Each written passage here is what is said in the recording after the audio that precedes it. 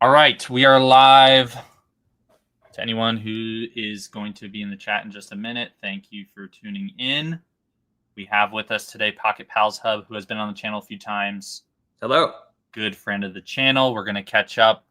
And so, yeah, everyone, welcome back. Quick touch on topics we're going to go over. So we're going to actually not get to the meat of the title and the thumbnail until a little bit later, because I want to go quickly over a Worlds recap. You got the chance to go to Pokemon Worlds, which is super cool. Yep. And then I want to go over some trends in the market right now. And then we'll get into Pokemon investing, which I know you're not maybe as well. I think you have good viewpoints on it, even though you might not regard yourself as like. Sure. Well, I am like in my infant stage of sealed investing, finally. Yay. So I talk about my ignorance plus my knowledge and how that's related to, I think I'm kicking ass, even though it's been that much time. So we talk about it. Cool. And then shameless plug, anyone who's watching this back, anyone who's in here right now, I have a free Discord down below. Buy, sell, trade Pokemon cards, talk about collecting, investing, all that jazz. Click the link below, as well as go check out Pocket Pals Mars Instagram. That is also at the top of the description. And yeah, for anyone who didn't see the first streams with you in it, do you want to just quickly introduce yourself? Sure. What you do? Sure. How you're feeling today? Sure. I don't know. I am a DFW vendor. I started in 2023. I make content. I vend shows. And I'm a baby sealed investor. No, I got into this like a lot of cats. You know, I was a child playing Pokemon, and then I started getting fed Pokemon content, and then turned it into a full-time thing. And here I am. And thank you, Zach, for the reschedule. I did get a pedicure, and then I had to reschedule again. So appreciate you. We're live now. Let's talk. Cool. And yeah, for anyone who didn't know, Amar had to cancel because he needed a pedicure. So take care of your nails. Yeah. I know nails I get really bad hangnails, so nails get the grills. There you go. Yep. Okay, so Worlds. Let's quickly go over this. Worlds recap. How was the event? Did anything surprise you? Sure. How was that? The event was good, and I think I really appreciated that it was geared towards the competitive aspect of it. You know, sitting and watching the different, you know, TCG, BCG, all that stuff. It was highly entertaining. I think they did a really good job. The MC is incredible. I think she's been there for years. I wasn't able to get into the arena for finals. I heard that was mind-blowing, and I can't even imagine what they're going to have for next year in SF, because the venue is a lot larger, and I think they're going to up the ante, especially for the 30th. On the my side of things in my world, a few things that I really enjoyed. Of course, like the unofficial trade nights were pretty beneficial because there are people from all over the world. You get people from Asia, from China, from Japan, lots of people from Europe, from South America, and everyone is willing to trade for their own reasons. One of the big plays that I did was I was on a goose chase for 151 singles because there was a dude from Denmark, I think. His name is Ruin, little kid. He was like, I will take your 151 singles and I'll trade you high-end slabs. I said, great, because I know I can get 151 singles for relatively inexpensive price points and trade that in. So I did that and got like a Phantom Forces Gengar 9, a Snorlax EX 9, like crazy shit. So that was cool. And I think in general, the trade area was quite fun. But I think the biggest part that was surprising to me was the end. When they did the closing ceremony, Worlds didn't talk about the 30th anniversary. They didn't talk about Gen 10. Mm-hmm. And I was very surprised that all we got was a new rarity of new Pokemon cards from this year. However, now thinking about it, and we can get into it later, I think Phantasmal Flames is a set to look out for big time. Very bullish on it. But I was surprised just because last year we got to hear about Prismatic Evolutions. I think maybe we may have already known. We definitely got the tease of Team Rocket journey together. That was also a tease, which was all for Q1 and 2 the following year. So that was a little bit of a surprise, but maybe they're holding back because it's the 30th and we're going to get some info soon. Yeah, I'd be curious to know. Again, we have to go back 5 years if they did for like celebrations at the time, a sort of tease for that at Worlds or not. I don't know, but I keep saying this as like not necessarily a fanboy, but just at this point, like they are Pokemon, the company, the people who run this thing are absolute monsters. Like in terms of just understanding marketing, understanding what their audience wants, I feel like for the most part, and really catering to it. But I'm at this point, I'm like, hey, hands are off the wheel. Let them steer the ship. They're going to figure it out. But yeah, it's interesting that they didn't tease more, I guess. But it seemed like the vibe was pretty good. And it seemed like they had some product there. I know there were some complaints around like people already flipping like Pokemon Center product outside. But were they pretty like is that trade area that is like pre-designated and like they're intentionally wanting people to interact in that way? Yeah, so that trade area, they didn't allow for any Pokemon Center products to be traded or sold there from that year. And they also did a lot of limit one per customer within Pokemon Center. Okay. So they did, apparently Honolulu, it wasn't like that. You could buy ad nauseum and flip and whatever. So I think that was a good guardrail from Pokemon. But inside the trade area, which was official trade area inside one of the exhibit halls, you were able to see people trying to trade and sell previous Pokemon Center merchandise and play mats and sleeves and all that stuff. But they didn't allow for any sales. So any cash transactions, if they heard people saying, oh, it's this much, I would take it on Venmo, they would escort you out. And they were very serious about it. It was explicitly for trading. Of course, you give each other, your Instagram and figure it out if you want. But that's how it is under their roof. Hey, I'm a fan. I mean, it's probably too chaotic with their staff and with their event if they're also allowing sort of this market. I mean, maybe one day it gets more streamlined than that, but I get how they're trying to focus on the event, focus on the gameplay, those sorts of things. Here's a little bit of product here and there, some merch. But yeah, I guess a question that I've had, because I really want to go next year. For anyone that doesn't know, I believe they're doing it in San Francisco. It should be super cool. How do you go about getting a spectator pass, or like what's the costs and logistics, do you think, for someone who's wanting to go? Like, how should they plan a trip to Worlds? I think there's like a sign up portal, and then it's like a lottery system. So you put your info in. I forget exactly when of the year that happens. It'll be on their website. It'll be on the Pokemon Center website. Okay. Or there's like a Pokemon League something or another website where you can enter that info. But you enter your information and then you wait some period of time. I think it was a few months, and then many of us just got a congratulations email. You've been accepted to join Worlds. Here's your link to pay, and I think it was $150. Which honestly, for all the experiences and how many days it was a pretty good price. Is it $150 for? Is it 2 days? It's Friday, Saturday, Sunday. Wow, that's pretty good. Yeah, $50 a day. Cool. All right. Well, that's a good way to gift wrap Worlds. Was there any drama? Was there anything that was like?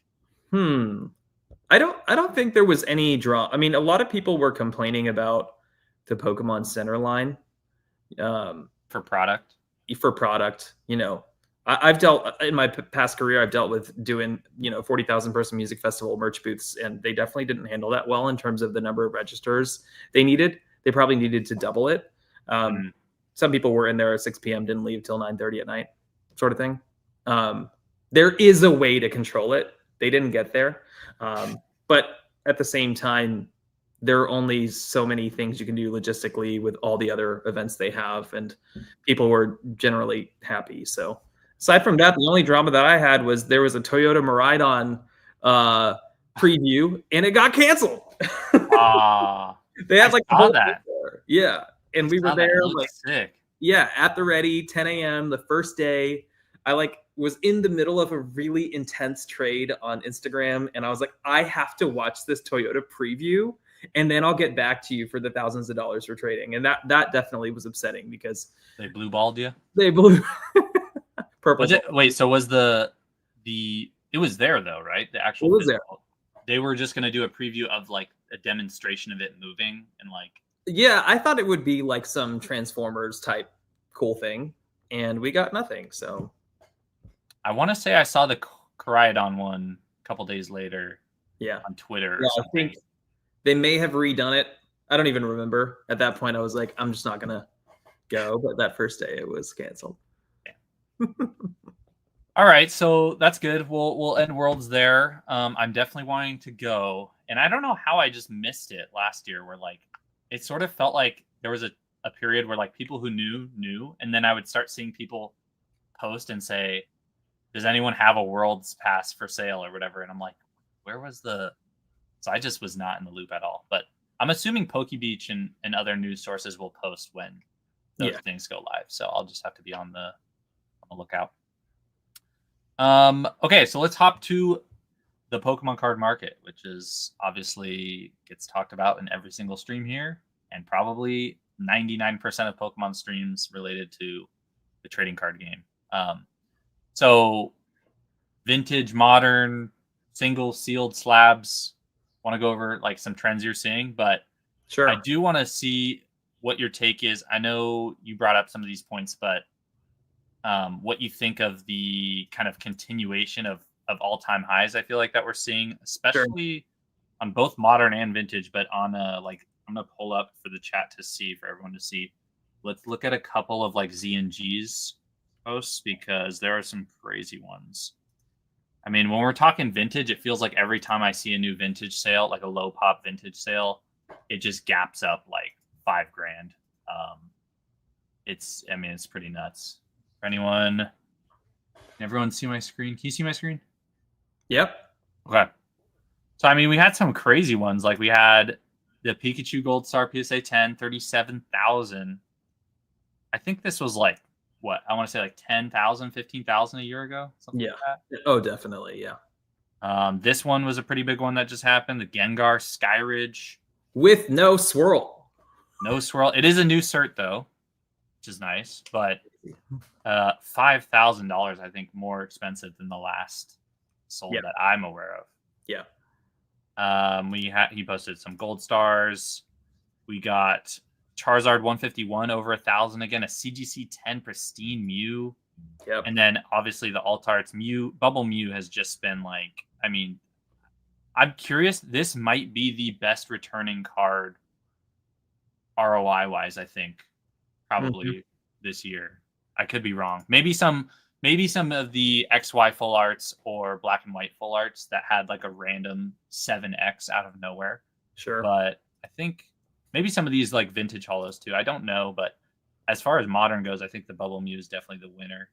Obviously, we have these two are pretty crazy. Like the Phantom Forces Gengar, I can sort of understand. I do think it will probably come back down a little bit before it goes higher in the next few months. But yeah, these random like Giratina, there's been a couple Giratinas where I'm just like, bro, what? $15,000. Where was the other one? He posted another one, I swear. I don't know where it is.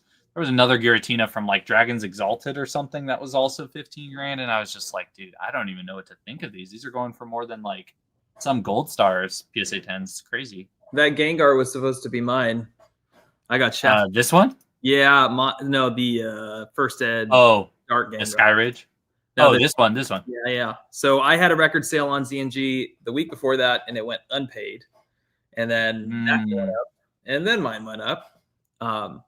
But look, the high-end market, what you're seeing on ZNG is just representative of private sales. This is nothing new. These are not record sales for anyone who deals with the private market. So the Phantom Forces Gengar. You mean public sales for ZNG? Sorry, the public sales for ZNG are just representative of the private sales that we're experiencing as vendors. Gotcha. Okay. So the Phantom Forces Gengar 15K, it's been trading and selling for 15K for 2 months. You know, that Plasma Giratina has been trading for 16K for the past month. I know the person who moved his for 16.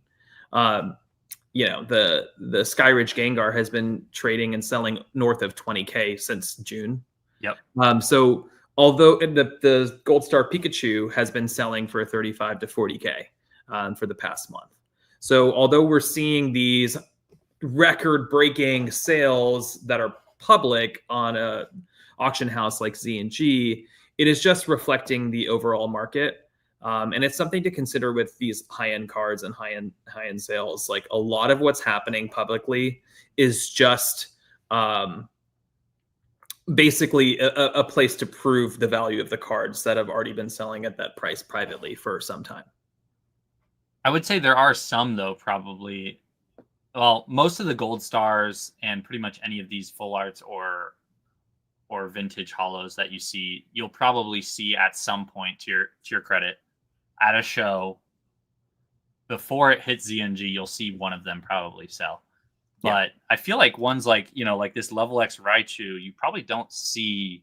I mean, I'm guessing. I could check right now. I'm guessing this is below 30, maybe even below like 20. Yeah. But some of these, I know Level X's have started to really tick up again too. I've seen some people I know buying up Level X's, but I wonder if there are some that ZNG does kind of prop up just due to them just not coming to market. But also, I mean, do you not think that it's a good thing, though, to have these sort of public-facing sales as well to like sort of solidify maybe what's been happening the last 3 or 4 weeks? No, I think it's only good. I think it's especially for people who have the low pop cards who are trying to sell them at a certain price point. And people are telling you, like for example, I've got the Flashfire Charizard, the Secret Rare, 108 in PSA 10, right? Mm-hmm. Last sold was like 7K, end of June, early July. Just pound for pound, if you look at megas and how they've appreciated in the past 45 days, my price point is going to be 2x or north of that. And it's nice to see, hey, here's an actual public comp to justify my sales. So I definitely think it's a net positive. But in the case of very low pop cards, like the Level X's, like the Plasmas, hate to break it to you, sometimes this stuff is heavily manipulated. There are a few actors who are in the game who are paying for these cards on places like ZNG, buying them all up and driving the price up because they're low pop. Call it manipulation or something else. I think the folks that I know who have been doing that, that I experienced for the first time the past couple of weeks, I would call that and categorize that manipulation. But when it comes to in the future, when we're looking at high-end Gold Star 10s that are going to disappear in the market, I think that's true demand. And I think it will end up driving the price because of how in demand they are, valuable, low pop. So let me ask you a more difficult question, which is, I mean, we saw this in 2021 with not only vintage, but modern as well. But I'm curious for your take on vintage. Do you see the same? Well, let me try and phrase this right. So in modern, or in 2021, for anyone who didn't know, it felt like vintage ended up getting hit harder. I don't know if it's because Logan Paul was originally pumping vintage the most, but you saw some cards chop in half, from their all-time highs. And it's not until now that a lot of them have started to break, if not push past, most pushing past their previous all-time highs. But I'm just curious on your take with where we're at now in Pokemon, rip and chip culture, a lot more people involved. It feels like, let's say that tomorrow or next month or in the next year, the market has a similar scenario where just you extract all that demand or all that demand leaves the hobby. Do you see, specifically with vintage, do you see a sort of halving? Is that a right word? Halving of pricing, similar to 2021? Or do you think it would be more cushioned where like maybe you lose 20-30%? Sure. You go from 37K to let's say like 25K or something, but that's still like, or maybe like 30K. It's not like detrimental to where like someone who has that card maybe is okay with, they're like, I can stick it out a bit longer, but from 40 to 10 or something is like a huge, 40 to 15. I mean, more cushioning is the short answer. Logan Paul and Kevin O'Leary are completely different individuals who are getting into this alternative investment class, right? One is hype social media hysteria. One is real money, real investment, right? So in that regard, you have a phase where, during COVID, everything was anomalistic. And Logan Paul stepping into the scene, everybody just being glued to their phones, rip and shippers coming into the fold for the first time, people wanting to take their old collections out of the woodwork and trying to sell them, flip them, grade them, see how they can appreciate, see how they can make money while potentially being unemployed or whatever else. There was a lot of weird energy going into that phase that's not happening in the same way now. Not to say that Pokemon hasn't experienced another viral moment this past 12, 18 months. And I think we're continuing in a bull cycle for the next few months at least. But what's different is there is now a world of people who view this as a legitimate alternative investment class. And things like high-end sealed and high-end vintage, to me, feel relatively protected. Now, look, the base set first Ed Zard is higher pop than a Gold Star, Rayquaza, or Torchic 10. So you're going to see probably different swings there because of some people wanting to juke up the price and then it retracing a little bit. But some of these cards in particular, like, I mean, you have on the screen right now, what is that? Unseen Forces, Lugia? Call of Legends, my bad. Call of Legends, Lugia. Yeah, I was trying to find the sale on ZNG so I could pull the... Yeah. I didn't want to look it up on PSA. I want to look at the pop. And it's like pop, I don't know, 20, 30? Yeah. Those will actually disappear. Yeah. Right? If you look at sports and the low pop stuff like that, people are going to buy these and they're going to keep them.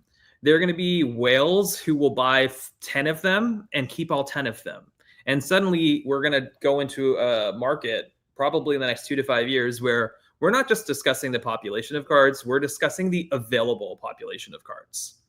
Because there are going to be long-term investors who just have it in their portfolio and they aren't budging. So that's such a good point, actually, is that, like, I feel like the actual numerical values for population gets thrown around so arbitrarily without actually looking at what is listed on the market at any given time. Yeah. Now, if you have sales like this, you might get more listed than you traditionally have. If the last sale was 10K and then the next sale is 25K, let's say it's pop 20, pop 30, you might have 3 or 4 people list this card, and we meet somewhere in the middle or something like that over time. If 4 copies hit the market, that's a huge increase. But I think to your point, it's like if one of these gets grabbed off the market and there's only 1 or 2 listed, the negotiating is so much more difficult when someone has the only one that's out there. I mean, it's not even listings. Well, like, let's take the Gold Star Torchic, for example. There have been people, consigners and whomever else, who have been hunting this dadgum Gold Star Torchic for the past 2 months. And the ones that are available, there might be some listings for like 500K. That's just somebody who has it there as a placeholder. The ones that are actually available are the people who have I'll let it go price, right? And that is such a sliver of what the population of Gold Star Torchics, not to mention, you saw on Black Label Blaster, I think there's one that's going to come out. There are 3 or 4 brand new full PSA 10 sets of Gold Stars, which means that Torchic is gone. It's out of the population. Right. So we're going to run into a situation where it's not even like, these cards are publicly available, there's 1 to 2 listed. Like, there are no listings, and there's only one individual who's willing to sell it for 5x what it last sold for. And then it will sell for that amount. Yeah, I think that's a good point. I mean, it's, as someone who really likes modern, just because I like, as far as investing goes, I like being able to establish more of a solid foundation and get multiple of something. And that way I can do more with it. I feel like it gives me more leverage.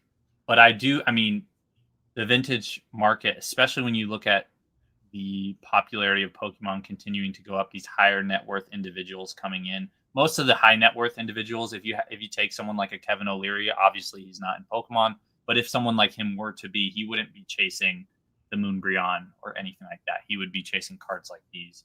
And probably not even these. Like, he would probably be going to first edition trophy cards. Yeah. Yeah. Or if you, but I guess my point is, if he's going to go for a Lugia, he's probably going to go for like the Neo Genesis one. Sure. Like that. That's just be more forward facing. But he would, I mean, those are the type of people who pay people to find them cards like this. Like it's pretty wild. So, okay. Well, oh, I want to touch on the next thing you mentioned, which was I can't find the freaking sale for this thing. I wanted to go over the pop report comment that you made before stream, which was kind of how you assess value on low population cards. Yeah.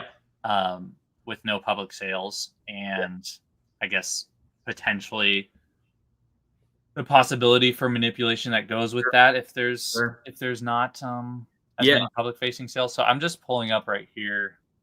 I just pulled up ZNG's eBay as well, because there's some interesting ones. See if I can find like a really low pop card, but I guess it's top. You say pop or 45. But if you want to start talking to that, I guess like what you think when it comes to, like, let's say something comes by your booth and it's like super niche and you want it, but it's pop 14 or something, and the last sale was 6 months ago.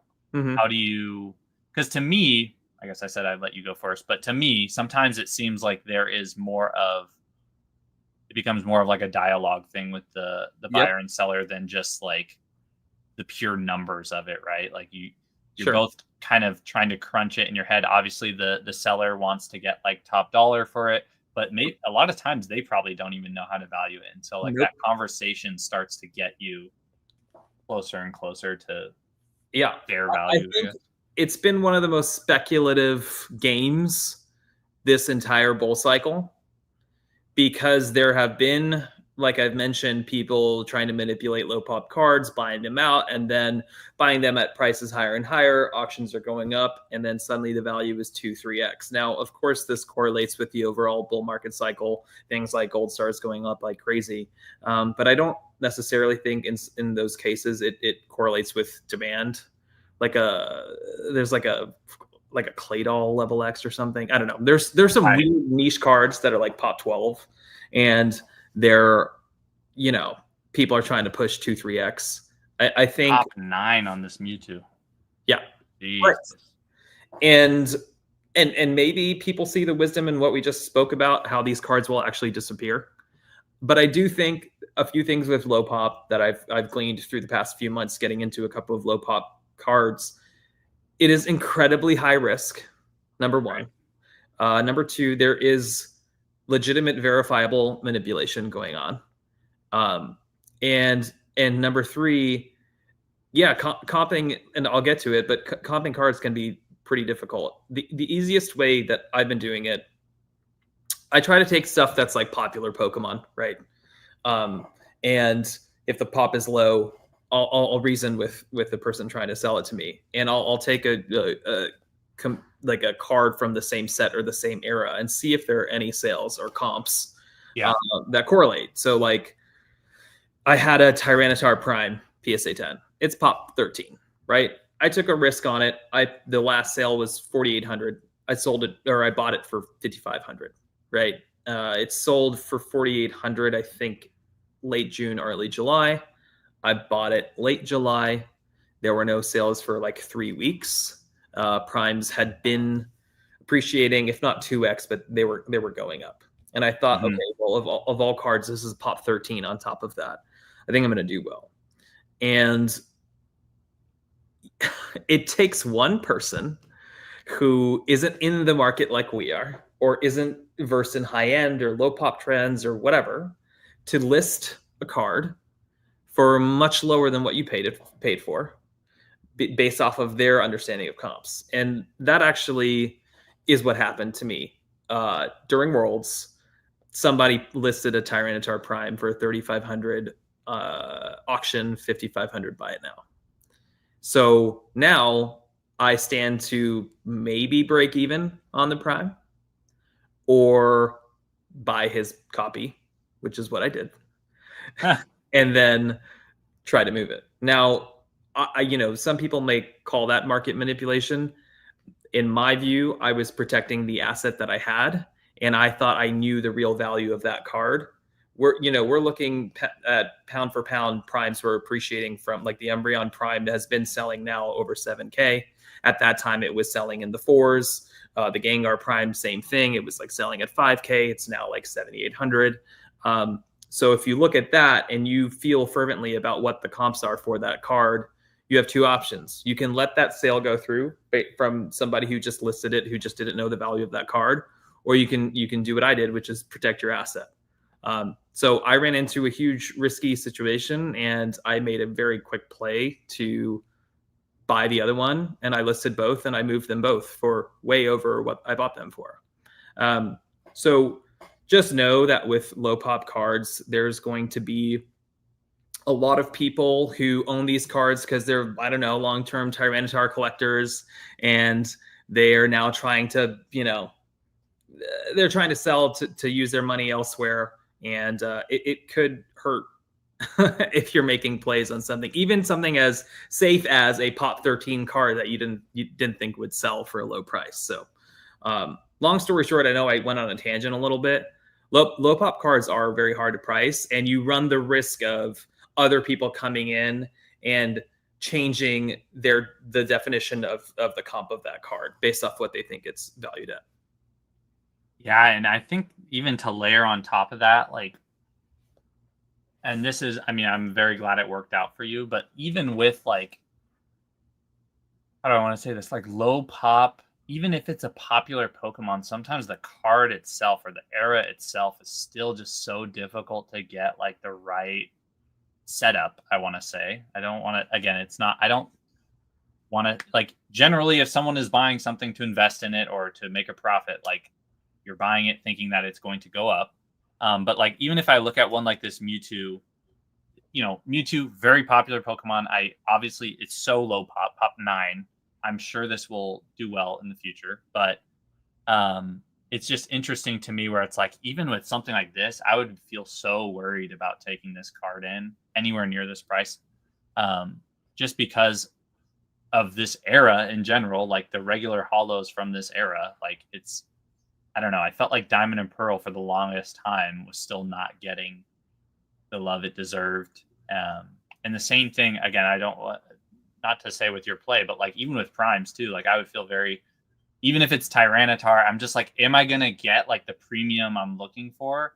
Like I'm seeing with, I don't know where it was, but, I just showed, like, the Team Rockets, like, reverse or whatever that was selling for like 1,500, like 2 months ago or something. It's already 2.5x, but sounds like you were able to make it work. And just barely.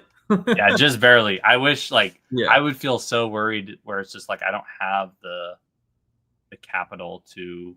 Yeah, in reality, I was willing to take the L if I needed to. Right. That, again, like, that's the risk you take with low pop cards. Like, look at this, 15K pop 5 in a PS. I don't know if I've ever seen a full art that low pop. That's a big daddy card for sure. Holy. Yeah. Pop 5 Dragons Exalted. That's crazy.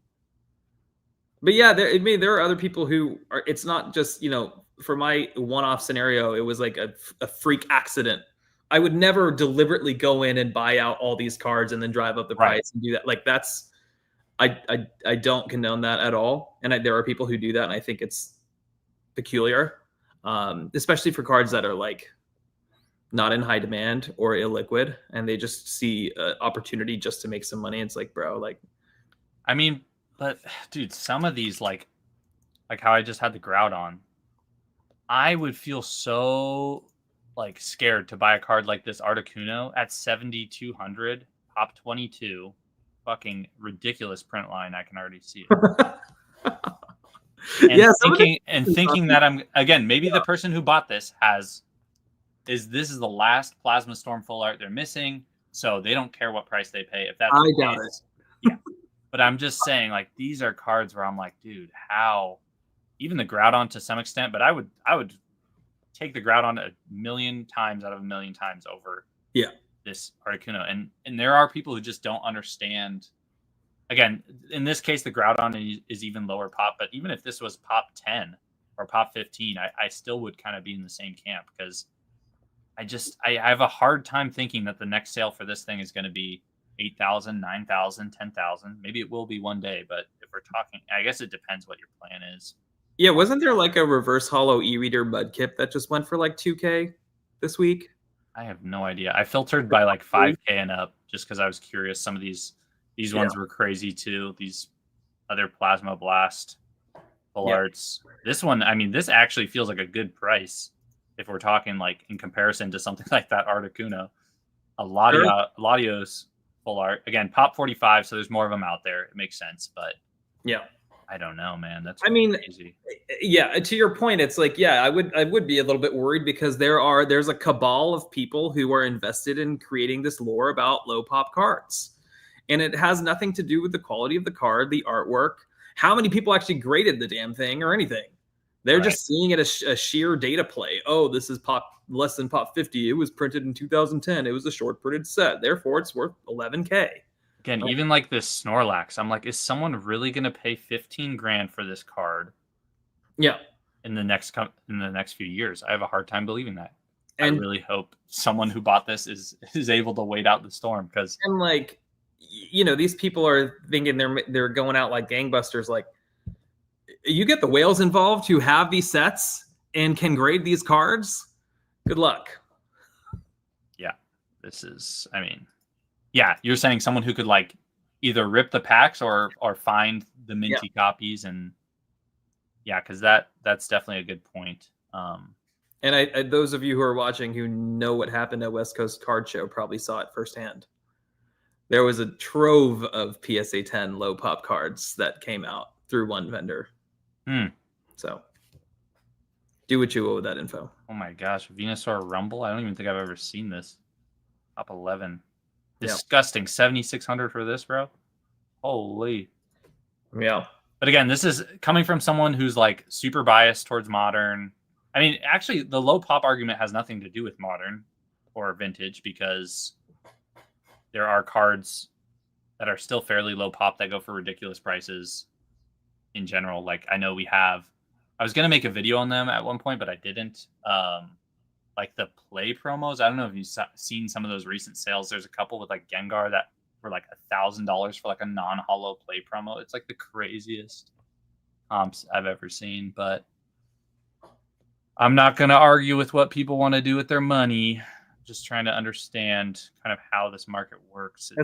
I guess that's how the free market is, right? Yeah. I mean, there's so much, like, just to jump back to the Articuno, I'm taking this Mew top 58 over the Articuno 100 times out of 100 times. Yeah. This is a card I could see hitting 10, 12, 15,000 at some point. I'm not here to judge the style of collecting you do. If you think a pop 7 card that's a freaking clay doll is the bee's knees, that's fine. But the overall market speaks as well, and the overall community will probably tell you that there are other plays, like you're mentioning, like this Mew EX, that are a lot cooler. Or just that I feel like my downside risk, or my risk is lower holding this card than holding the Articuno, for example. But, sure.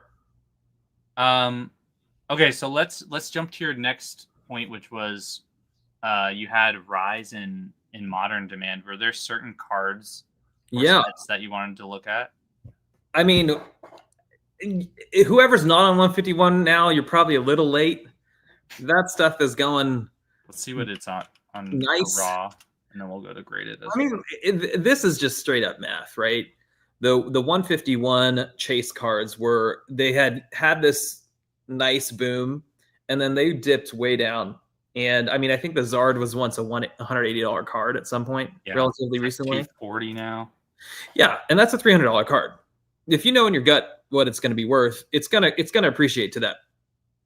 You know, over time, especially when you look at how alt arts are performing, and I think SIRs are in a very similar category. There's just not that many listed, man. There's like 30 or 40 before you're at 5 or 300 again. Yep. One person has 6, one has 3. Yep. One person 3 and a 5, and then the rest are all like 1 per seller, and then we're at 300. And like even the I bought a bajillion of these Paldea Evolved Ionos in a PSA 10. but the raw copy is $50. Like, Right. bro. Mimic Brew actually just talked about it on his video this week that the Iona was at an all-time low. And I think this was selling at over $150 on release. You don't think there's room for that to climb with a beautiful artwork like it is? But no, like boots on the ground, the experience with modern demand climbing is because all of us folks have gold stars and vintage and all this stuff. Like you go to any show and it's just chock full of all the slabs that vendors think are cool. And what happens is now there is a genuine shortage of the Surging Sparks Pikachu, or no one is touching any of the Destined Rivals 10s. You can't find them. You can barely find black and white 10s. And there's going to be an opportunity as a vendor to sell those cards and see those cards appreciate and probably sell more than some of your peers just because you're the only one in the room who has a good assortment of those modern cards. Not to mention, you know, the alt arts they were bound to appreciate. I mean, oh my god, they've ripped recently. Yeah, and like the Lugia V being under $1,000 is no business, right? In a PSA 10. But so what's interesting about that one, sorry to cut you off, is that there are some other cards where I'm like I have the where is it? The Umbreon V. Yep. Right, was one of my only PSA 10s I graded recently. This one. Oh, it's all blurry. Great card. But I mean, this is the math I'm doing in my head. The Lugia V, pop 19,000 or whatever in a PSA 10. Amazing card. I used to not be a fan of it, but over time it really grew on me, especially as I started to like Shining Gyarados more. Yeah. Which I don't own any Shining Gyarados, but it's a great looking card. My point there is pop 19,000. So let's just pull this up actually. Pop 19,000, selling over $1,000, $1,100 now, something like that. But then I'm looking at the Umbreon, and I was about to list it. I think it's going for like 700 or 700 or something like that now. This is not a good listing, sorry. And I'm like, dude, the Umbreon is like pop 6,000, I think, and it's selling for $600. The most popular Pokemon in the whole ecosystem, essentially. And the 10 is selling for $300-$400 cheaper than the Lugia. And now that's not to say that the Lugia shouldn't be $1,000, $1,100. It just made me think in my head. I'm like, I should probably hold on to this Umbreon. It might just reach $1,000 in the next couple of weeks. I think the same could be said for probably the Dragonite too. Actually, a lot of the Vs are really starting to make a move similar to what we saw with the IRs versus the SIRs. I think the difficulty to grade seems to be with a lot of the Vs. As someone who got absolutely crucified for all the off-centered V9s that I sent, I am now starting to realize when I looked at the pop reports, actually just how much, again, these are still 5s, 10s of thousands of PSA 10s, but relative to the VMAXs, the actual percentage of 10s, it's like in some cases 30, 40% 10s versus 70, 80% 10s. Sure. I think the Umbreon VMAX, pop 17, 18,000, it's going to be the most popular card, so it's still going to sell very well. It's super liquid. I think it's like 75% PSA 10 rate. So pretty high. The likelihood of you getting a 10 buying raw right now is still pretty high. But a lot of these Vs, it's actually very, very difficult, relatively speaking, to their VMAX counterparts. I mean, look, any evolution is going to be relatively safe. The promo Vs are going nuts. That's a hard grade. The Flareon, Jolteon, Vaporeon. Oh, yeah. Right. Look at even the VMAXs are doing quite well. I think that the difference between the Lugia V and the Umbreon V, Lugia V obviously is the chase card of Silver Tempest. The Umbreon V has Umbreon VMAX up against it. So it also has like 4 other cards more expensive than it. Yeah. But I guess part of why I brought that up too is even if you look at that set, I believe the Rayquaza V is like the most expensive card after the 3 VMAX evolutions. I believe it. Pretty sure. At least raw. I don't know about PSA 10. Okay, I'm wrong. So the Umbreon... I don't know where I saw this then. I thought I was just looking at this earlier. So we have the Rayquaza, the Leafeon, Umbreon. Wait, so that's actually interesting. I didn't realize how expensive the raw was in this now. It's like $60 more expensive than the Glacial. Well, there you go. You have a good play on your PSA 10 now.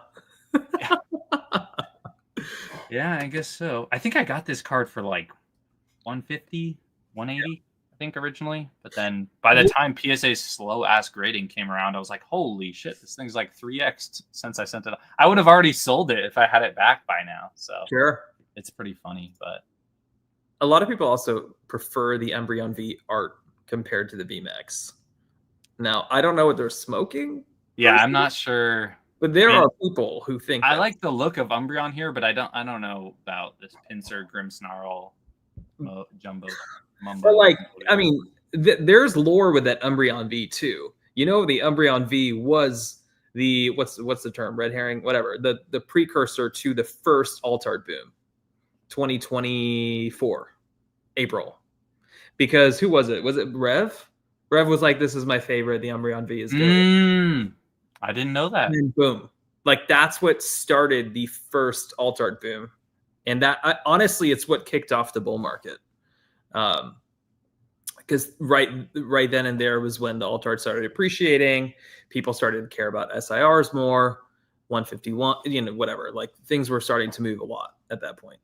Yeah. But yeah, it's interesting. Like you said, these 3 promos, I believe the Vs are more expensive than the VMAXs, possibly. Yeah, and that is explicitly because of how hard it is to grade those Vs. Yeah. Those are incredibly challenging because they come in that box and the corners are always messed up. Banged up. Yeah. Actually, a sleeper play, it's expensive. It's super, super high end, but those Japanese VMAXs, they're still cheap for what they are. It's like 15 to 17K for the set, maybe 13K. The campaign promos or whatever they are. Yeah. My issue is I can't get around sometimes just the discrepancy in price for like trophy cards that look the exact same as like a card that's $100 or whatever. But I know they've done that with those, what are they, the HR promos or something? HR campaign with like Charizard VMAX, Charizard V, Lucario V Star, Lucario V. It's cool to have something that is like, but there's almost nothing that differentiates it, maybe besides like the card number or something. Well, it's like the Ultra Prism Lily and the Japanese Lily. It's like that. Yeah. It's for me, it doesn't get me going enough, but I did try to do trophies for a while. And then I realized, this is not a long-term sustainable plan. But okay, so let's pivot back for just a second. So we looked at vintage, kind of how that's doing, high, low pop, or high end, low pop. And we also talked a bit about manipulation. How do people go about assessing value? And then obviously this most recent modern boom, which feels like for Scarlet Violet era, it's really all booster boxes and then probably the top end of SIRs, which I'm thinking Mew, which has trickled down into that Charizard from Paldean Fates, I believe, as well. 151. There's a couple other sets. A lot of those specialty sets are doing very well, except for Shrouded. Are there any like mainline? I feel like there's not many mainline sets where the singles are doing very well in Scarlet and Violet. Obsidian Flames. Okay, Obsidian Flames is a good one. Let's look at that because I think that Charizard's over $100 now. That Zard is looking real crispy. Let's check that out because actually, that's a very good point. And let's look at the PSA 10s as well. Charizard, I like have the number ingrained in my head because I always forget that the gold Zard is 228, which is because it's a hyper rare. So I don't think these PSA 10 pops are right, but it's probably still about that same ratio. So most recent sale, $600. I think I sold mine 2 months ago that I had for like $350 or something. So the Paldean Fates Zard is under that. Go scoop that. That's a good buy. I'm not sure. It could be over that. I think the Paldean Fates Zard, I think has what number is that one? 232.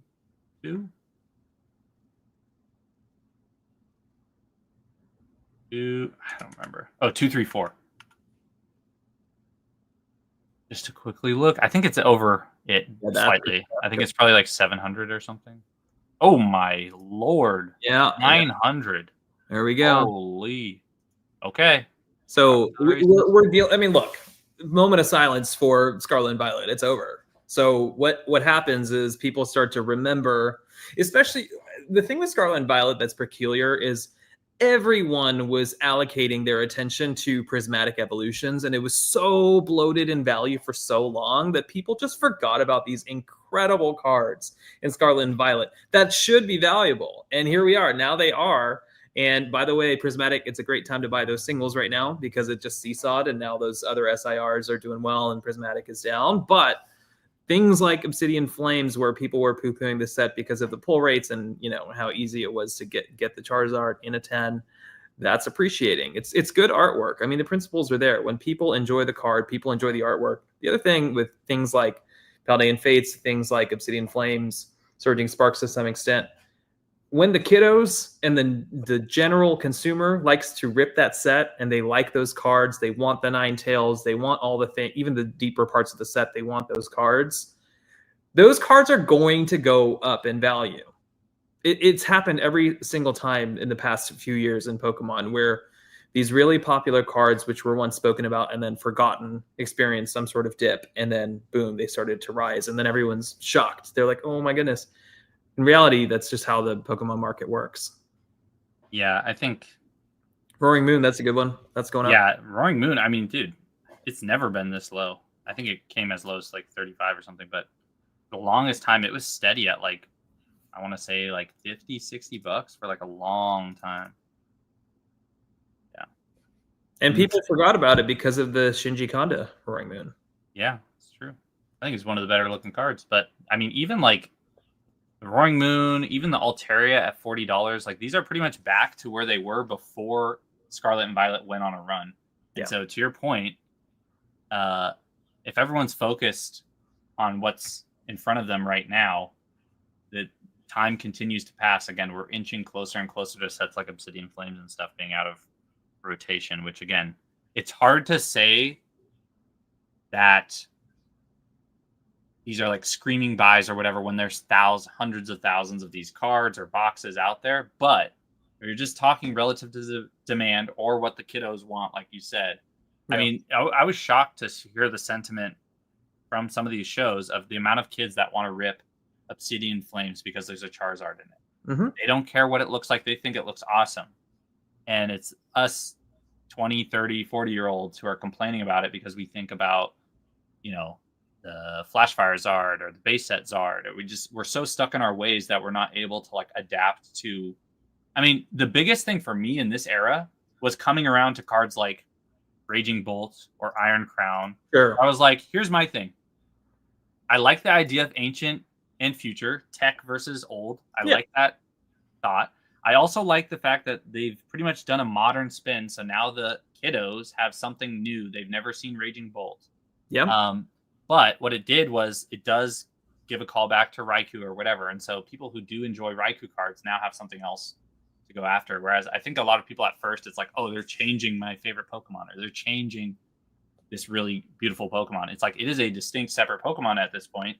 But I think it's cool that it gives kids something new to collect and also gives someone who's older maybe something new to chase or a modern twist on it. And they're not going to get them all right, obviously, but there are some that I think they'll actually improve on. Like I think Roaring Moon is borderline an improvement from Salamence originally, even though I love Salamence and all his cards and in the games and stuff. But I mean, I've become a fan of the way they've been doing things just because I'm like, they're trying new things.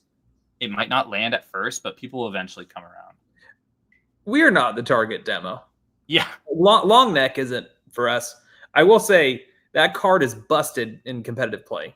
Right. And not only that in TCG, but in the video games, it was used a lot. That Pokemon is good competitively. So the kids like it. It's all that stuff. And yeah, it's all subjective anyway, right? Some people really like the long neck. I love Mega Victory Bell. Mega Victory Bell is fire, bro. All right, I want to take Jacob's comments real quick. Sorry, Catch a Craze and Cooley. I didn't see these in time. I didn't have the chat open.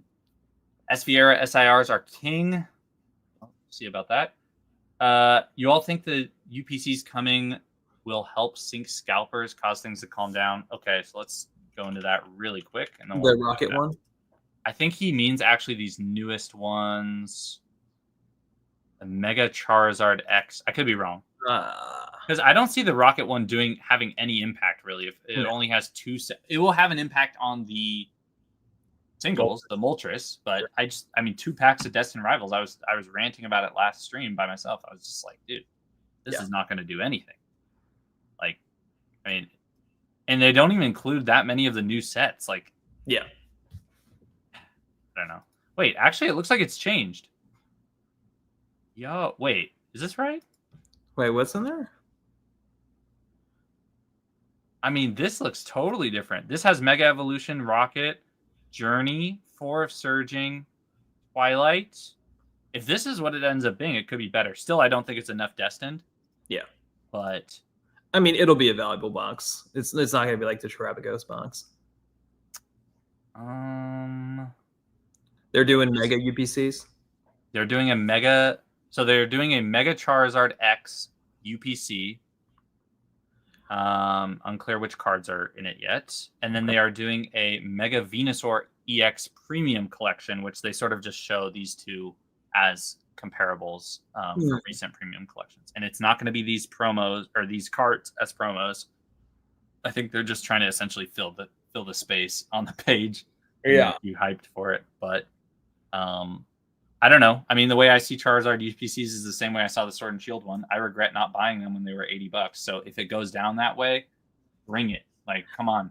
Let's give me a popular Pokemon with good packs and good cards in it. Take it to 0, and I will know better this time because I've seen it happen with Charizard UPC. I saw it happen with the 151 UPC.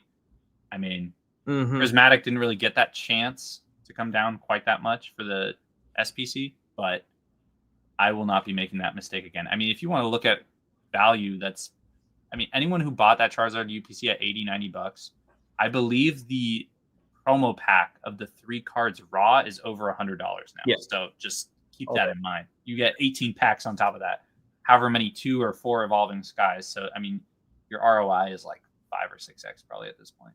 I mean, I'm probably rose-colored about it, but that Phantasmal Flame set, I have not been more bullish on a set probably through all of Scarlet and Violet aside from 151. There's something about Phantasmal Flame. The only thing is I don't know. Or is that not? That is the Charizard set, yeah?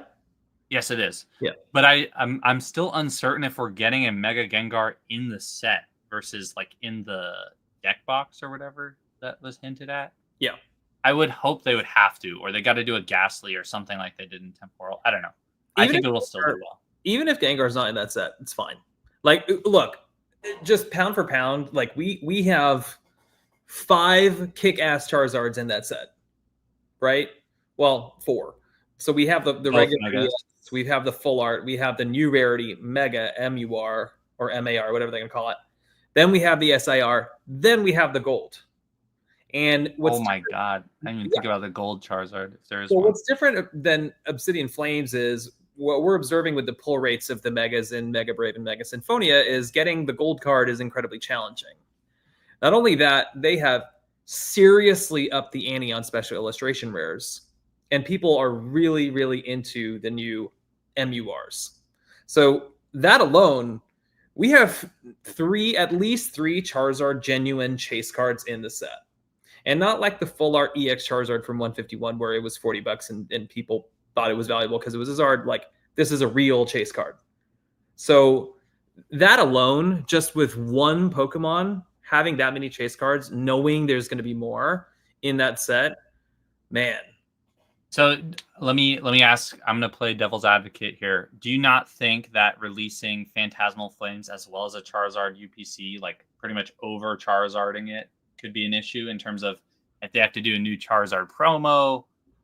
And because it seems like they're trying to do more uniquely marketed packaged products versus before they would just, I mean, like the Terapagos UPC, it's like the same cards they had before. They just put it in a gold or whatever.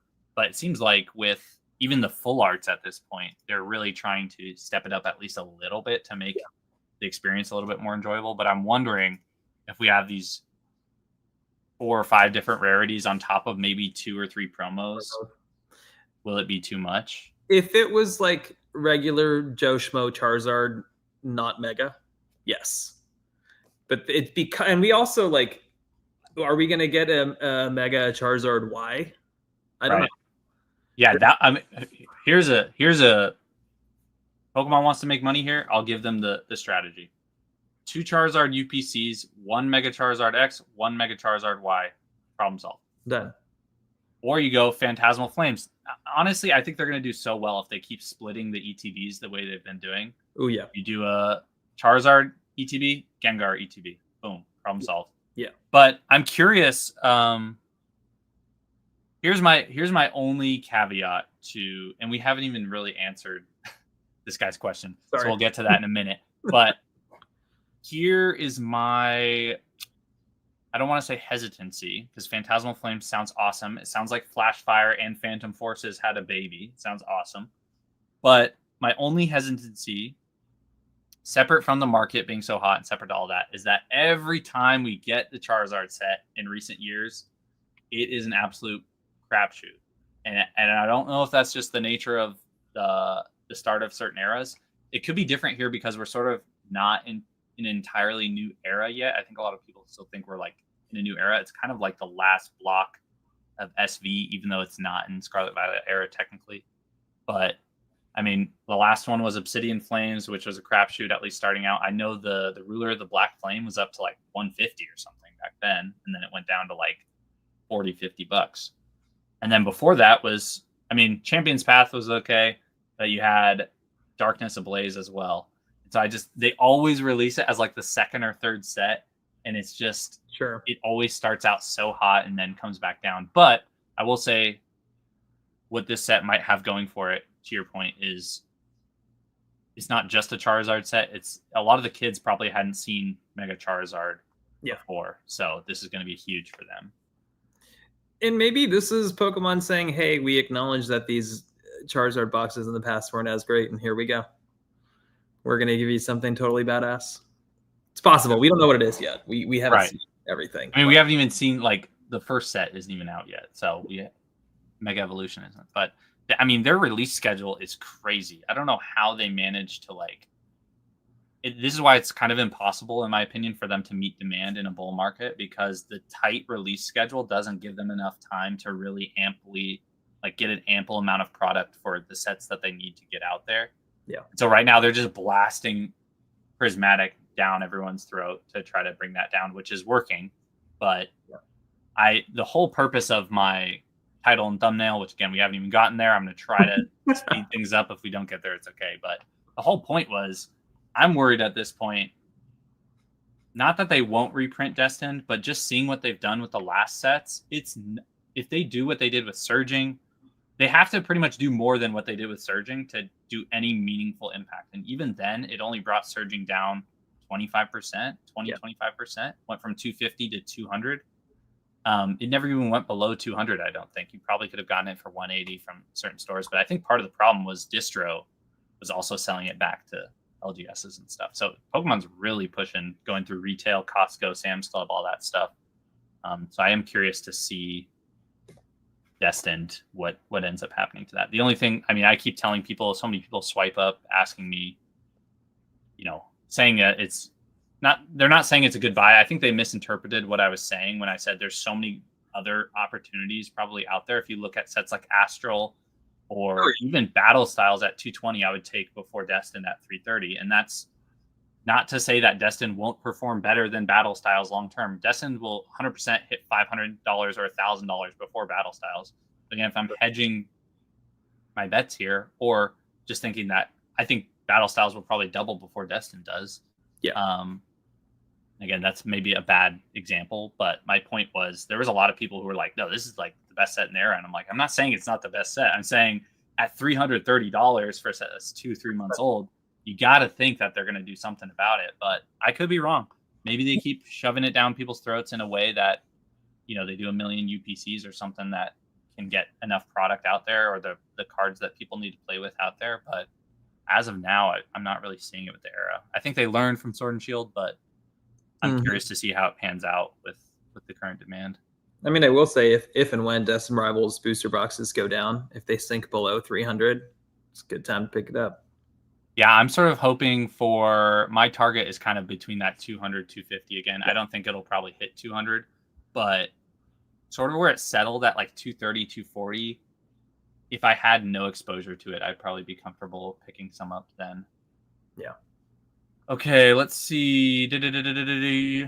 People keep saying Mega Gengar like it's confirmed, but I don't know where they got that info. We don't know. Yeah, I think they're just talking about the deck so far, and I believe that artwork was confirmed to be fake. So. Oh yeah, that like the spoof on the Haunter. Yeah, people found like the exact reverse image search of that artwork, and it's like from like a video game, like stock artwork or something like that. Thank goodness. Yeah. Yeah, that was not my favorite. Mm-mm. It looked like Gloom, dude. It kept making me think it's like a Gloom Gengar. Splitting the ETBs is criminal. Yeah, I guess my point there is that like that keeps demand high while also making them able to like print more of a product that makes them more money than a booster box, because I'm pretty sure booster boxes don't make them very much money. They would rather sell 4 ETBs than 1 booster box probably, but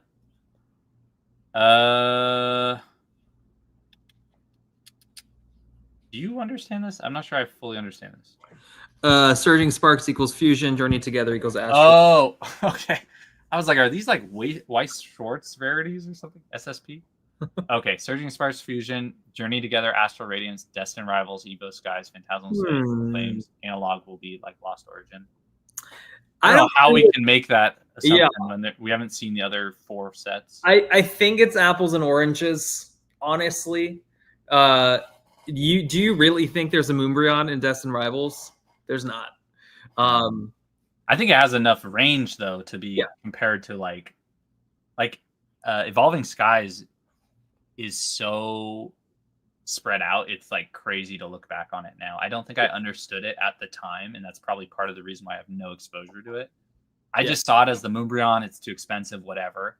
If you really get down and dirty with it and look at, again, now that I know better about knowing a set that has all of the evolutions, Rayquaza, Dragonite, like it should have been a no-brainer at the time, but do you feel that way about Prismatic though?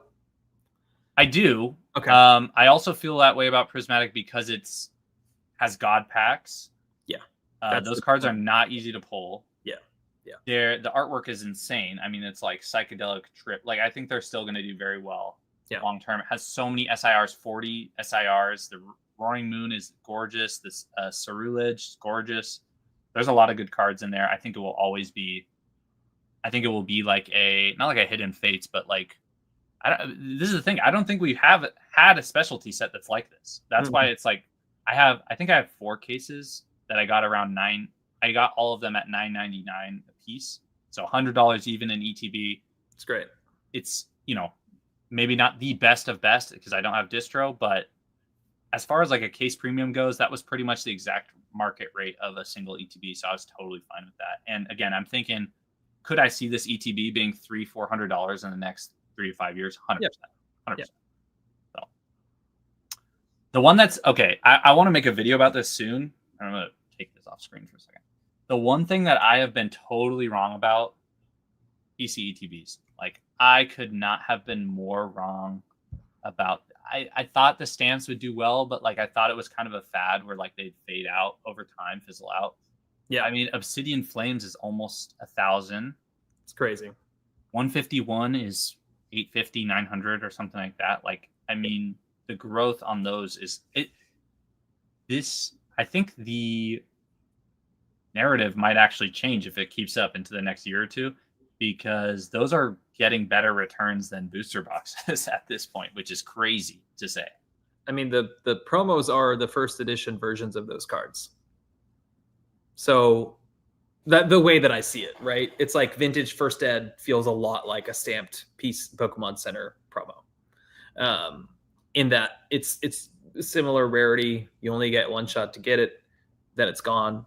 And we're seeing the prices reflect that. But my problem with it is not so much that there wouldn't be a premium on, let's say, the Charmander, PC ETB, but it's just like across the board. It was like at one time, and I think it probably could have been manipulated, who knows, but like you had a Flutter main that was 1,500, 2,000 at the time when you had vintage cards that were going for that price in PSA 10 or mid-era cards.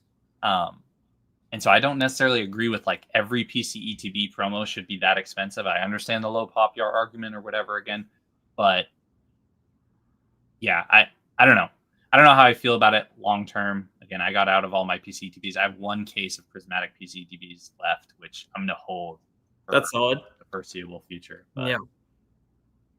Okay, let's see what else. Mega Ray SIR and Gold card would be the best. That would literally, oh my god. And again, I'm saying too, like I'm not the biggest fan of the Mega Dragonite. As soon as they put an SIR of that card and probably like that comic style Mega, it'll look good. Art rare, yeah, people will come around to it. Yeah. Oh, Quilly with some shots. Umbreon V over VMAX. Don't at me. No, there are real people like this. It's Quilly real. Is a real person. Well, yeah, and like you said, I guess Rev, that's his go-to as well. So there are rumors of Destined Rivals PCTV reprint soon. I honestly don't own any, so please reprint it. I would love to get some. I didn't even get a chance. I don't even think I could get. I mean, I gave up on the queues after like the first. Oh yeah, I don't go in there. Month of realizing when someone said there was 1 million people in line for whatever release, Destined or whatever release it was, I was like, okay, now I have more important things to do in my day than wait in this line. Like, yeah. Oh yeah. So Quilly's probably catching up on 2x speed right now. Late, but I think the Rocket UPC with only two Destined Rivals pack is a good call. I'd rather they pump the Destined Rivals packs into Destined Rivals products that desperately need a lot of alliteration here, that they desperately need, and then they have more general UPC, kind of like with the Charizard UPC. Yeah, I mean, there's nothing wrong with it. I just felt like if we're not getting booster box reprints anytime soon, it feels like there needs to be a bigger injection of packs in general. But yeah, however they need to get those packs out there, I don't really care. But I was just saying, it feels like a UPC would be a good product to do that through, but they can do it however they want. Okay, I'm really trying to get out of here in like 20-ish minutes, so I want to be respectful of your time as well. But let's ask. I have a couple more questions for you. Sure. 3 more regarding the market and vending, and then I want to wrap it out with a couple other investing questions, and then we'll call it for today. So as far as vending goes, or actually let's just say in general, is there anything that you are looking to pick up and or anything you're looking to sell right now specifically, whether it's eras, cards? Yeah. Sure. I mean, I'm buying Modern. I like buying stuff that people are not thinking about, and I think people are now thinking about Modern. Are we talking alt arts? Are we talking? Okay. No one's thinking about Iono. I might be wrong. I don't think I'm going to be. No, I just bought 4 cases of 151 UPCs before they appreciated like $75 a UPC. I knew I had hours on it, and I picked it up. 151. That was a long-term hold of mine. I think. Look, like we've hit. I wouldn't say a ceiling, but I think we're just bound for some retracing with high-end vintage. So, aside from some plays like Megas are still surprisingly doing quite fine. I think the Roaring Skies Ray just did 12K.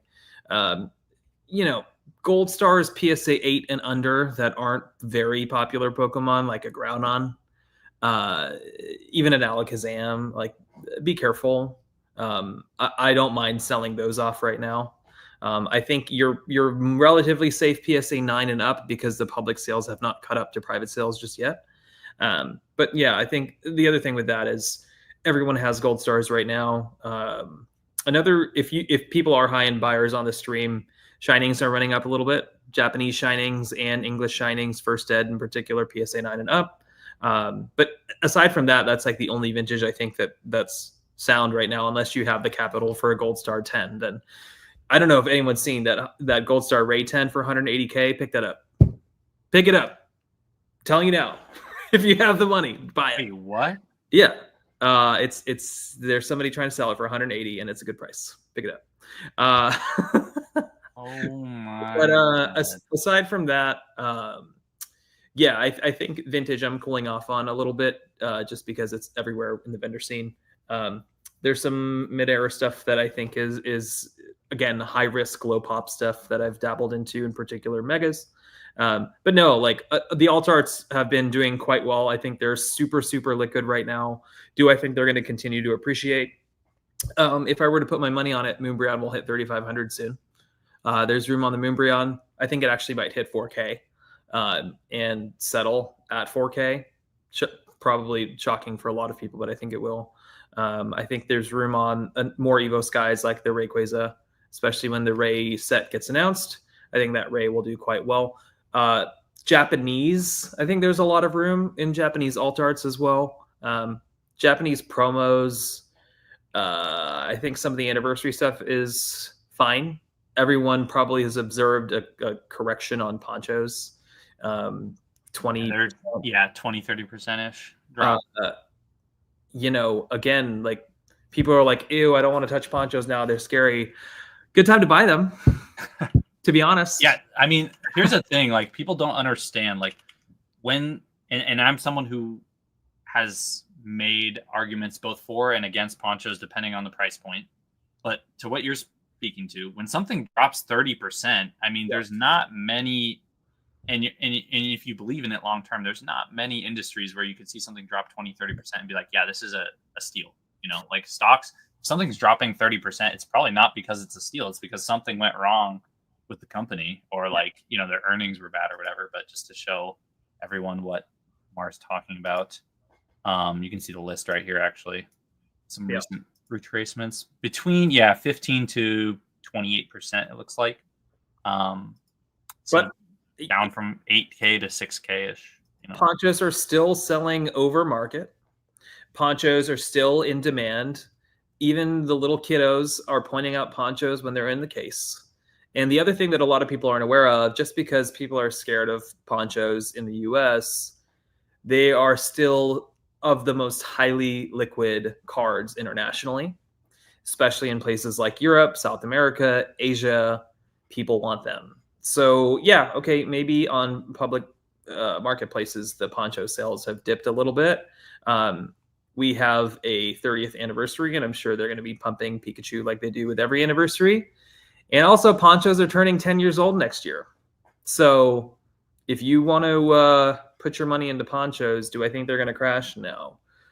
Do I think they're going to go to like the X poncho 20K? No. But, you know, I've said on record on multiple live streams that I think the floor of ponchos will be 10K, and we're there soon. Even with this correction, I think we'll hit a 10K floor. I like that take. I won't be buying any, but hey, I do think that probably, again, they're very popular liquid cards. 30% is no like joke in terms of like the same thing happened with the alt arts. People were saying the exact same thing. Again, these alt arts had 5-10 times the pop of ponchos, but ponchos are in the low thousands, 1 to 2K pop. If a Lugia can go down from 210 raw Lugia V alt to whatever it was, 180, or even the PSA 10s went from 600 back to 450 or 500, whatever it was, and can rebound to almost double that in like a year's time, I would say anything is possible. In terms of, you brought it up earlier, is like a lot of the population almost has less to do with the card than how many are available on the market. If more people are holding their Lugia Vs because they genuinely love this card more than they would with an Umbreon VMAX or something, you can see like that sort of that staircase of sales sometimes if more aren't being added to the market and someone's clearing them out or building a position. So yeah, just keep that in mind. Yeah, I mean, I think there are only like 100 Moonbryons available at any given time. Yeah, not as many as people think. But there's one constantly selling every day, so it can minor fluctuations. But all right, let's see. But if someone like Kevin O'Leary came in, again, I know he's not looking for Moonbreons, he's probably looking for vintage, but someone of that caliber, and they say, give me the modern card that's the most popular. People say Umbreon VMAX, Evolving Skies, whatever. You saw a lot of Twitch streamers who would be ripping Evolving Skies. They could buy 15, 20 Umbreon VMAXs if they wanted to in a single day. Imagine what happens to the price then. So, okay. Last question related to vending. We talked about this last time. I thought this was a really interesting concept, which like I feel like a lot of people probably practice, but aren't really articulating as clearly, which was inventory versus cash. How are you personally positioning yourself for the remainder of 2025? And kind of what's the strategy with cash versus inventory? Sort of just to rehash what we talked about last time, you sort of made the point, which is if your inventory is like working for you can get yourself to a point where your inventory is working for you better than cash, which I think is such a cool concept. And whether that be through trades or constantly buying and selling, I totally agree with that. And so are you still of that same mindset right now, or are you sort of looking to have some money on the side for if more opportunities come up? Kind of where's your head at? I think that was more true when we were in the upswing of the bull market, right? Where everything was appreciating like 20% every 3 weeks. Things are wobbly right now. And when things are wobbly, it's not like your entire inventory is going to appreciate. Right. Some's going to go down, some's going to go up. So my inventory is not working better for me than cash. It's kind of working the same. I'm in a huge scaling phase. I'm trying to scale as fast as possible to a certain threshold. What that means for me today, the way the market's moving, is probably having more cash on hand than previously. Is that cash to be able to buy a nice collection or a nice card when it comes through at a discount? Okay. I just want to make sure I understand. So like for example, I was at West Coast Card Show. What was it, last weekend? And so it was actually another vendor, which surprising. He had a smorgasbord of megas, PSA 10 megas, and he was like, "I'll do 80%." So great. So if you don't have the 10 to 15K with you, you're not gonna be able to buy all of them. And I didn't. So the buddy next to me who I was spending with, he bought most of them, except I bought the Charizard Flashfire, the 69, the non-secret rare. Right. At 80% of 3,400, right? So those are some of the times where I feel like I need to have more cash and capital in this market. Wasn't the case in the past, where like you couldn't buy anything at 80%. Right. You know? I mean, it's so crazy how that stuff turns within a matter of months. Like you go from 70 to 80% to no one's accepting below 85, 90, 95%, 100%. Yeah. And when the market's that hot, they can do that because there will be a buyer at some point. Like you get in a mindset where you're just like, if they're not giving me what I want, I don't really care. Like they can move on. Because you'll sell it. Right. And that's the beauty of the market right now, but there will come a time probably where that's not the case anymore. Well, and like people were walking around, like the Lovebirds was walked around like 4 times. And I was like, I wish I could have bought, because I was getting it offered Lovebirds under 7K like all day, So I am starting to pivot into more cash on hand as this market starts to wobble. Yeah, that's a really good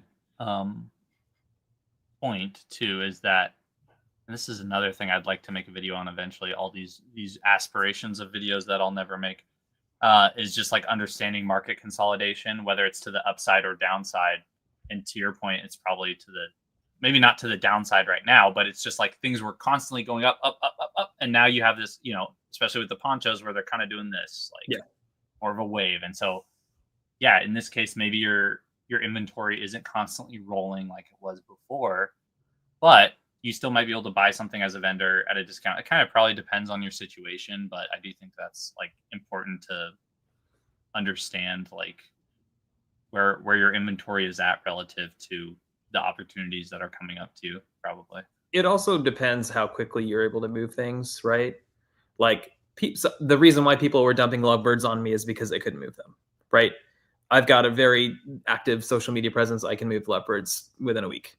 So it also depends if you're not the type of person who has a sales funnel where you're able to move stuff pretty quickly. You're taking on more risk with inventory, no matter what, compared to cash. Ooh, Quilly's got some good questions.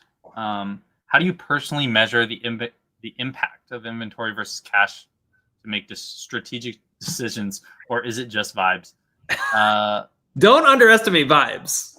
Yeah, I mean, dude, gut instinct. I always am like bullish on your instincts and intuition, because again, if everyone is doing something, it can be like, you can get a feeling where you're like, should I really be doing? To your point, like if you go to these shows and every vendor now has high end. I mean, it was tag teams a month or two ago. Everyone's forgotten about tag teams at this point, besides maybe the Lovebirds or Gengar or whatever.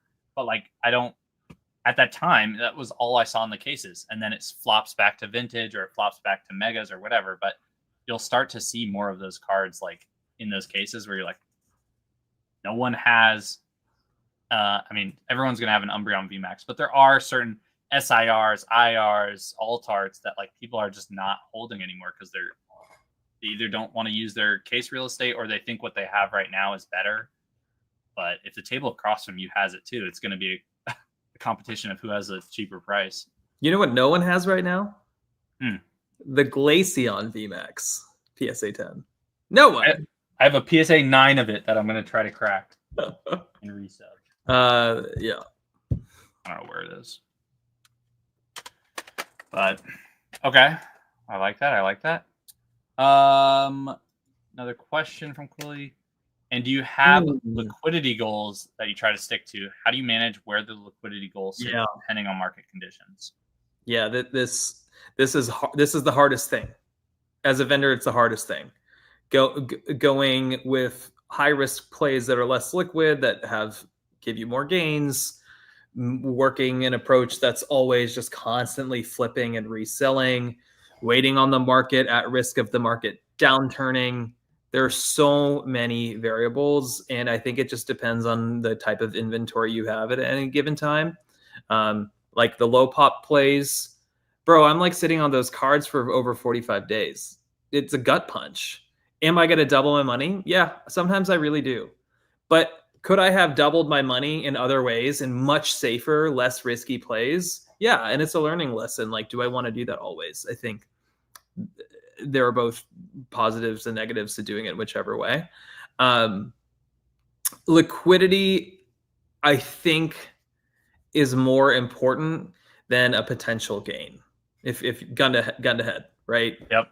You're gonna want to have an exit strategy, and you're gonna want to know that you can move your card within a certain number of days, because we're in an investment class that is highly risky and volatile, and you just never know. I like that answer. And I feel like liquidity can be applied to either vintage or modern, in terms of there are vintage cards, again, we looked at some that are of the same value, but nowhere near as liquid. Gold Star, even a PSA 9 or whatever that goes for 5 or 7K is going to be way more liquid than that Articuno Plasma Freeze or Plasma Blast, whatever it was that we looked at in a PSA 10. You really have to find the right buyer for that sort of card, which is just kind of a pain sometimes. Yeah, like if you want a Blaziken Level X PSA 10 for 4K and you think you can sell it for 6, you have to find the buyer for 6K. Yeah. Okay. I had a whole other segment on the actual topic of the video, but we will not go into that. Last question, forward looking, what catalysts do you think could drive growth in 2026? Probably the most obvious one being 30th, but if there's anything else. And then on the flip side, what do you think could stunt growth or lead to a decline? The biggest thing that I think can stunt growth is the general consumer losing interest in Pokemon. And I think it's bound to happen, right? Just like Pokemon Go, for example, you have the avid fan base, and it's nowhere near the activity of 2016 when it first released, right? It's the nature of a bull cycle. We have all of this new attention. We have these casual consumers who are just going to do it because it's trendy. We have the Labubu crowd who wants to buy stuff, and we have the TCG Pocket crowd. TCG Pocket crowd, right? And as soon as those people start to remove themselves from the hobby, we're going to get more of a core following, and that's going to reduce demand, especially on high pop cards. So I know we've been preaching about how SIRs are performing well, alt arts are performing well. I do think those might be some of the first cards to correct if we do enter that phase. But the other part of it is we are entering the 30th anniversary, and depending on how Gen 10 performs, we might get another, I wouldn't say bull cycle, but at least another push to continue the strong market that we're in. Do you know when Gen 10 gets announced? Is it after 30th? I thought Worlds, so I don't know. Maybe right on the 30th. I'm unsure. That would be a good way to market it. Like during the presentation or something. Doing that. But yeah, I think 30th anniversary is going to be good. A lot of people who've been in the hobby longer than I have said, hey, like even for the 25th and the 20th anniversary, like it started to ramp up before the anniversary itself. And then as soon as the anniversary actually hit, the market corrected a little bit. Yeah, that's a good point. I think that definitely happened with Celebrations where it was everywhere to the point where like no one wanted it. Not that no one wanted it, but it's just like, okay, we got our share, we got our fill of it. And like people probably moved on at that point. And what you're left with is people who are very willing to undercut each other if this is their livelihood, if this is, where they spend most of their time. So it'll definitely be interesting. Okay. Wow, an opportunity cost enthusiast. I like this guy. Yeah. Mars locked in. We'll okay. See. Any last minute questions for me? Questions, comments, concerns? Otherwise, we can get out of here. I mean, what are your genuine thoughts about 2026? Are you scared? Well, I don't know if I can answer that specifically. I will say that I have really not been buying anything as of right now, but I also haven't really been selling much. So I am going to be starting to sell a fair amount of those rainbows that I picked up recently. I don't think I'm really going to make that great of a return on them. Some of them, like the Entei GX, for example, I just sold for it's cheap, $245, $250. I bought it a month ago for $140. So it was like a 40% gain for virtually doing nothing. I just liked them. I liked playing the anti-play that like people hate these cards. And so let's see what happens. I have the Lovebirds rainbows. They pushed to like low 800s and then now they're back to like 700. So I'll probably liquidate those too. There's a couple that I am interested to see that I have. Again, I don't have very many slabs, but like, I don't know where they are. I have the Lucario from Forbidden Light and the Suicune from Lost Thunder, I think, which like you just don't see those ones really. There's a couple of them on the market, and like ones like this where you have like the Lottie. Oh shit, all blurred. Change this? Can I change this? I don't think I can. Anyways, gonna be selling pretty much all the slabs I have for now. And I don't know again with Card Party what my plan is, but we shall see. Maybe I'll bring sealed. I do think that I probably really should try to audit my collection, investment, whatever, and try to take some money off the table. Not because I don't believe in the product in the next few years, but just because I do think that there will be opportunity within the next year or so, or with the megas. Like I have no idea what to expect. My caution or my worry right now, I'm not even as worried about Destined Rivals at this point because it did have its initial release. It's out there in the world. The megas at 280 or whatever it is, I'm starting to get a little bit concerned because that's near what Destined was coming out the gate. I know Destined was like as high as like 400 or something, but those, I mean, you barely have any of those sales. It was probably in the 300s somewhere. And I'm a little bit concerned because it felt like we didn't have as much build up to the Mega Evolution set. It felt like it was just popped on us out of nowhere. Like Destiny Rivals, we had like a year of build up. Yeah, that's true. To get to that point. I know we had Z to A and all this stuff, but I guess my point is if they print Mega Evolution, like they print base sets of new eras, which I know it's not like a new era, but they are marketing this set to coincide with the game that they're releasing. So I just have a feeling that there's going to be even more people pouring in that come to play the game that realize, oh, I want to collect the cards. I could get my Mega. It's true. What's the new one that got released today? I love. What's it? Oh, Halucha. Yeah, amazing Mega. The Victory Bell and the Halucha they're killing it, man. Now all the bros have a Mega they're happy about. Yeah, I'm so excited to see if they have cards for those. But on the flip side of that, I do think there is some frothiness in the market. Well, wasn't it the distro thing? Sorry to cut you off. No, go ahead. There's a distro issue with the Mega set, right? Yeah, so there's an issue where apparently I believe 30 to 40% of the allocation will come in wave 1 or something, and then the other 50, 60% is going to come wave 2. I think that if they don't make those waves happen in sequence pretty closely, we're going to have some big issues where you could see that set really run to mid 300s, 400 or something, and then this other wave comes in and it comes crashing. I don't know. I could be wrong. It's all speculation, but yeah. I am generally not super concerned about next year. If up until the 30th at least, yeah. I'm curious to see what happens 60, 90 days after the 30th, how much product there is. I really can't. This is the one thing about Pokemon. I really cannot tell their strategy right now. I can't tell if they're trying to not replicate what happened with Sword and Shield overprinting or what their long-term strategy is. Are they just doing this to keep the bull market afloat?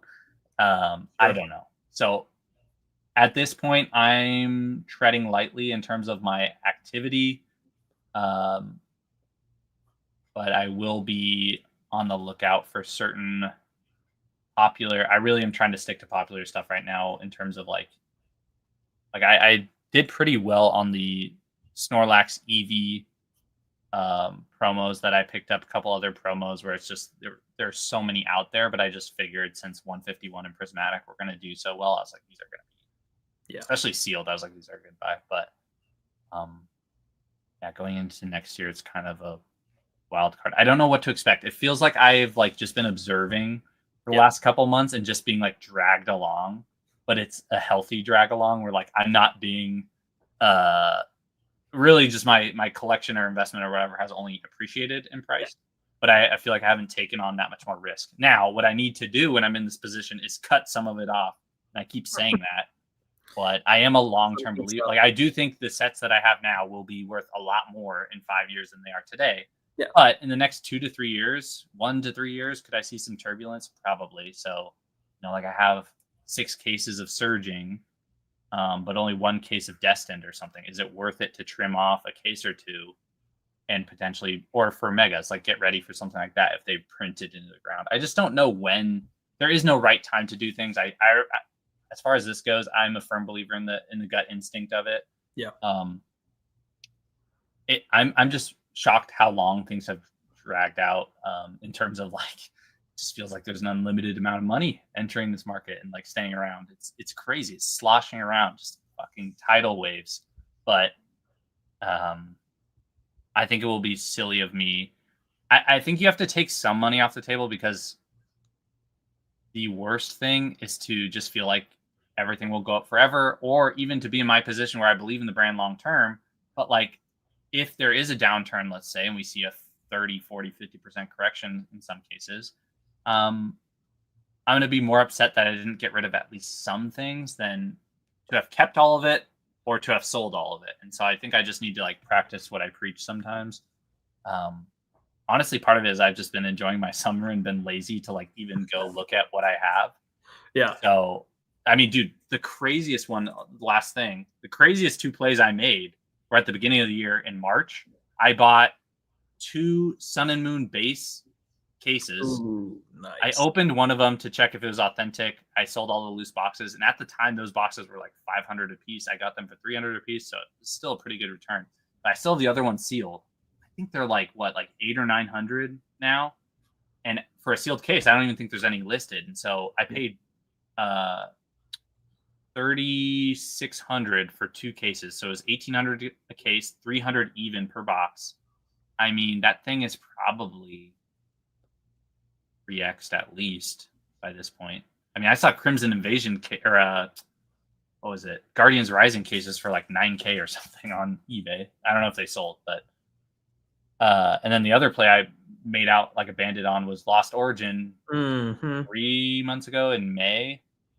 I bought 2 cases for 2,400 a piece, which at the time felt really expensive, but I had a feeling where I was like, dude, this is not slowing down. I have no exposure to Lost Origin besides loose boxes. And those boxes went from $400 to $750, $800 now. So doing very well with those. I'm wondering if I should sell one, but honestly, I think I just want to trim off some Scarlet Violet cases because I have 6 cases of like 3 or 4 sets. So Temporal is the only one I will not be trimming. I will shield Temporal until I die. Oh, interesting. Okay. Yeah. Long neck. I actually had 7 cases of Temporal. I sold one at 1,200, and then I like regret it now because I'm like, damn it. I wish I like I didn't do anything with the money. Like I think, I just kind of sat there. So I don't know. That was a long-winded answer. I'm not sure I really answered the question. I think we're going to continue to do fine next year, but I also think it wouldn't kill anyone to take some profits and be a little bit more insulated and not just feel as comfortable. We're all way too comfortable right now, I think. Way too comfortable. Like we're uncomfortable with the price action of like the newest sets, but we're way too comfortable with what we have, thinking that things will just continue to gap up 10, 20% every month for the foreseeable future. My doomsday is the great liquidation of Evolving Skies. So like, I'll explain, like everyone has a box of Evolving Skies, all the way down to the casual investor. As soon as there is some sort of hysteria around Pokemon crashing, people are going to try to get their money out on Evo. And it'll flood the market, race to the bottom. That's the doomsday.